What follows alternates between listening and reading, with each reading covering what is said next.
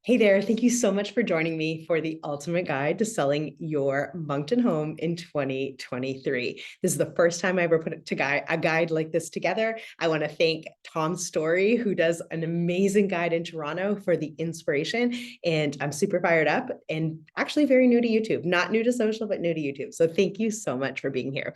My name is Natalie Davison. I'm a realtor in Greater Moncton at RE/MAX Avante, and I work with my team here serving our community. It is one of my greatest honors to be able to do that with you.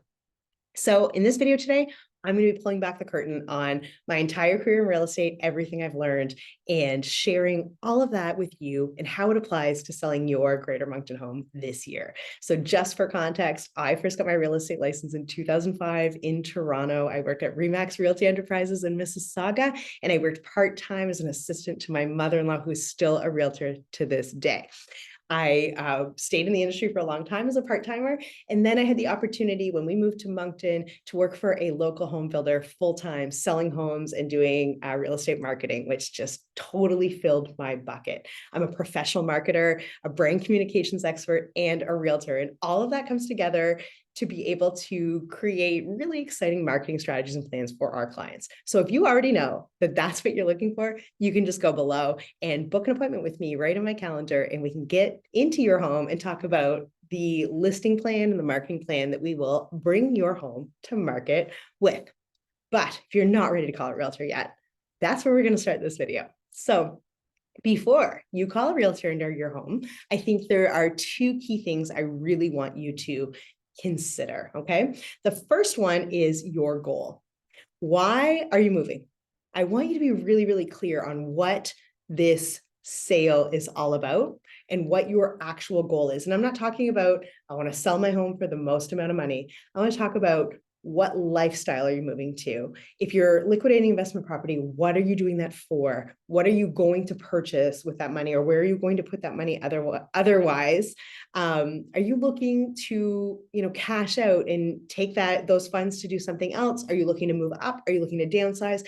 I want you to be really clear on what it is that you are looking to achieve with your move so that you can tell your realtor when you meet them. And here's why. We don't know what we don't know. And sometimes there are tools, processes, and strategies that your realtor has experience in that they can bring to the table to help you make that move as smooth as possible and help you achieve your goals. But they can't do that if they don't know what you're really after. So the first thing we need to know is really, why are you moving and what are you hoping to accomplish? And make sure you have that ready to share when you bring in a realtor. Number two, your financial situation. So you want to make sure before you meet with a realtor that you're really clear on your financial picture. And if you have a mortgage or there's going to be any kind of financing involved, I really want you to go and sit down with your lender and have a conversation about things like penalties. If you break your mortgage early, is there a penalty and how much is it? And get a really clear financial picture of exactly where you stand and exactly what this move might mean for you. So again, we can be sure that you are on goal. When we get that listing to market, we know that you're not going through this entire process to not achieve what you're after in the first place, okay? I want you to like me for a long time, not just during the sale of one property. So we got to make sure that you achieve your goal. All right, so now you've done your homework. You know where you stand financially. You have a clear goal, and it is time to call in a professional. Now, in my experience, there are 8 key questions that most homeowners are going to ask a realtor, or they should be asking a realtor. In fact, when I look at the data from the National Association of Realtors, that's an American association, most people actually don't interview a realtor. They just hire the first person they think of that they already know, and they don't even ask interview questions. So these are the questions you want to ask. We're going to go through them together, and I'll share my answers, but also I'll tell you what to look for in other answers. All right, let's do this. Okay, so the first question that I think is on every seller's mind is, how much is my home worth? But I want to add a point B to that question and also add, how did you determine that? So what is your suggested list price and why do you think that? I want sellers to really ask that question. And here's why. Most realtors are going to give you a suggested list price, but it's essential that you understand how they got that price, AKA what data they used, and that they did use data to get to that suggested price. So you want to see what we call a CMA, that's a comparative market analysis, or at least comparable properties. You want to make sure that that realtor has a list of comparable properties they're comparing to yours, and they're filtering through that to make sure that they're not just guessing, okay? So when you have that data from the CMA, from the comparative market analysis, that's going to tell you what homes have already sold for in your area. Depending on what's happening in the market, you may be able to list higher than that if we are on our way up, if we are in a seller's market. And in 2023, we are. So when I prepare a CMA and I'm sharing that data of what comparable homes have recently sold for, most times in 2023, we can actually list a little bit higher than that and see what we can do with the current market and the conditions that are in favor of sellers at the moment. So make sure that you are asking that realtor how to determine suggested list price. So the next thing that you want to make sure that you're aware of is who is the ideal buyer for your home. I'm going to just drop it right here. Your home is not ideal for everybody. It is not. The person who's going to pay you the most money for that home is the person who gets the most value from that home. So you want to make sure that your home is positioned appropriately, marketing speak, positioned appropriately for the ideal buyer that is going to value it the most. And so if you're looking for a family, if your home is ideal for a family and you're located near a school, that's amazing. We want to highlight that feature. But if you're targeting downsizers who are looking for a more quiet lifestyle, they're not going to want to live right next to an elementary school. So you want to be very careful about making sure you've identified who that home is right for, okay? So you want to ensure that your realtor has thought about that and has somebody in mind and isn't just going to kind of throw that to the market, because marketing to everybody, that's kind of like marketing to nobody. All right, next up, how do we evaluate the quality of offers? And oh my gosh, why am I asking this question? In a seller's market like we're experiencing 2023, one of the things that's happening is that sellers are often receiving multiple offers. Now, when you receive a multiple offer situation, so you've got, say, 4 offers on the table, you might think it's very easy to evaluate those offers, which one has the highest price. But it is not that simple, because every offer doesn't always lead to a sale. And so when you're looking and evaluating the quality of an offer, you want to make sure that you've looked at the price, absolutely, but you want to look at the conditions, because the more conditions there are, the more opportunities the buyer has to walk away from the deal without penalty. So you want to ensure that you understand the conditions and the amount of them and kind of evaluate your risk there. And then there's some other key questions that your realtor might want to ask to ensure that that transaction is going to be the most likely to see its way through and to actually turn into a deal. And so things that I ask are, do you have a home to sell? I ask the buyer if they have a home to sell, or I ask the buyer's realtor if they have a home to sell. Sometimes that won't be indicated on your offer. They may feel confident that their home is going to sell fast, but if it doesn't, and you're the seller, that could affect your sale. So I always ask if they have a home to sell. And I always ask if they've been through the property. Now that might sound crazy, but I've been in so many multiple offer situations where offers come in just to kind of win, and then they're going to go see the house, and then they're going to decide if they like it. And if they don't, they can walk away. So I want to make sure that we're not just looking at the highest price, the best conditions, but also who is the most likely to see that deal through. That's an important consideration when you're talking to your realtor about how your process is going to work when you sell your home. All right, next up, you want to talk to your realtor about how many homes and how many transactions they have done in the past year. You want to make sure you're working with somebody who is active in the market. Now, that doesn't mean that somebody with the most amount of transactions is the best realtor. And that doesn't mean that somebody with the least amount of transactions is the worst. But you do want to know that you're working with somebody that is able to speak to what is happening in the market today. People who are in homes, who understand the sentiments that buyers are feeling. The reason that's so important is that can change from week to week. We have seen it in our market where interest rates rise and behavior changes almost immediately. And so you want to be sure that the person you're working with is active enough that they're going to have their finger on the pulse of what is actually going on in the market.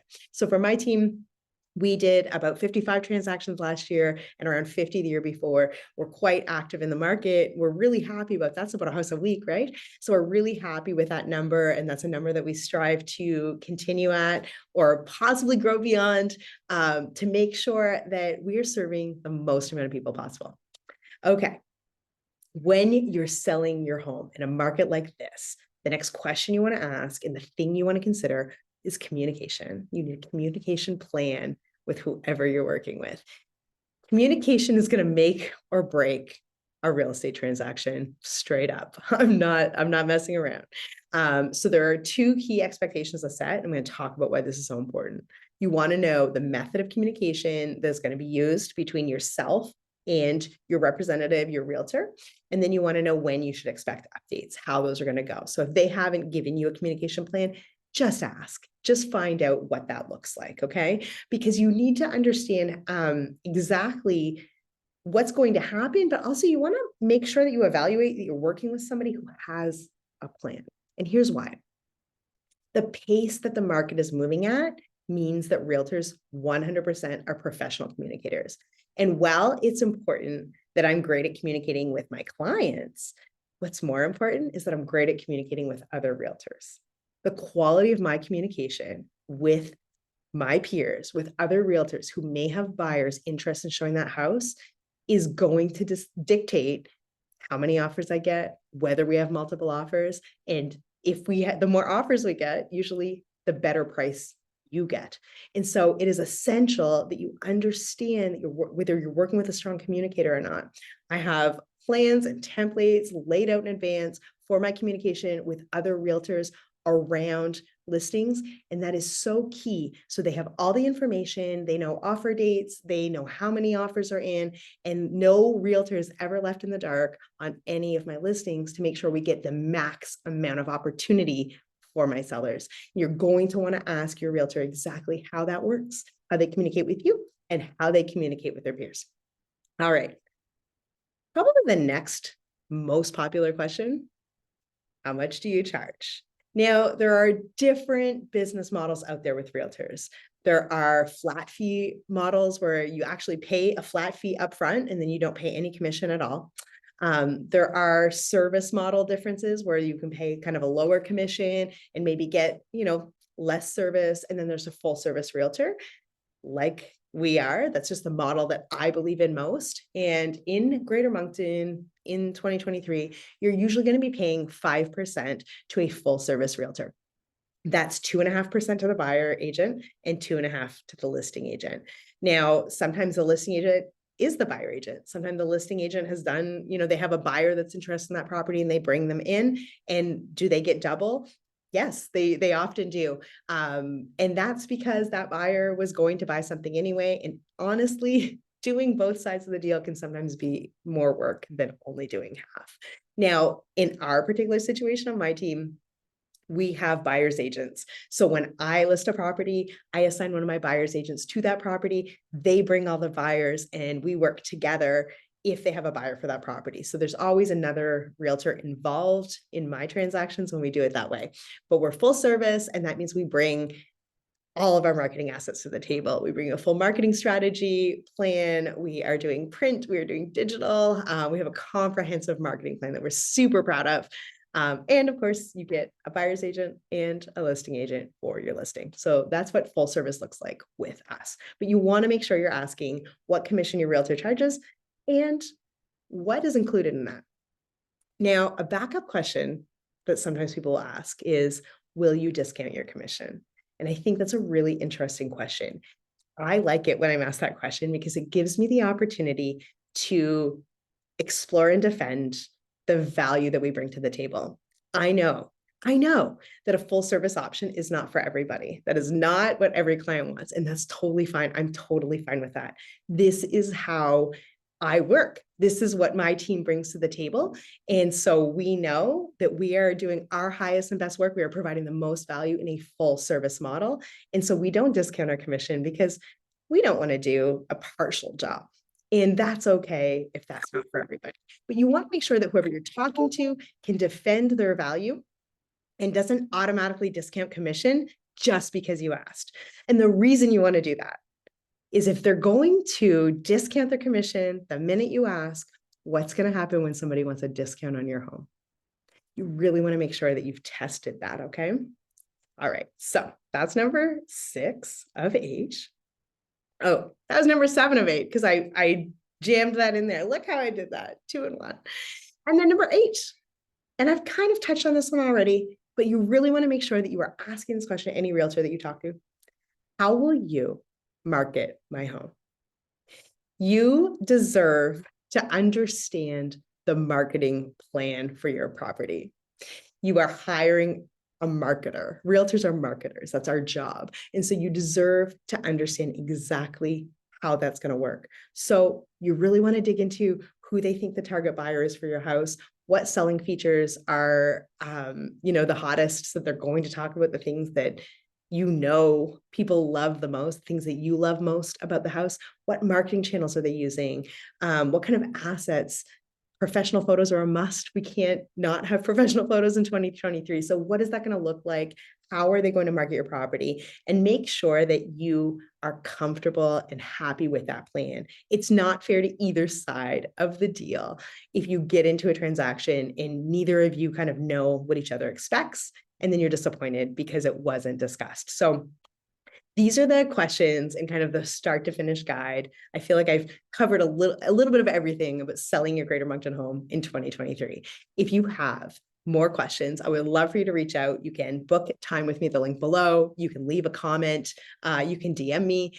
I'm available pretty much anywhere. I'm an open book. But thank you so much for watching this video. And it is my pleasure to have made it for you today. All right, everybody. You have a great day. Thank you so much.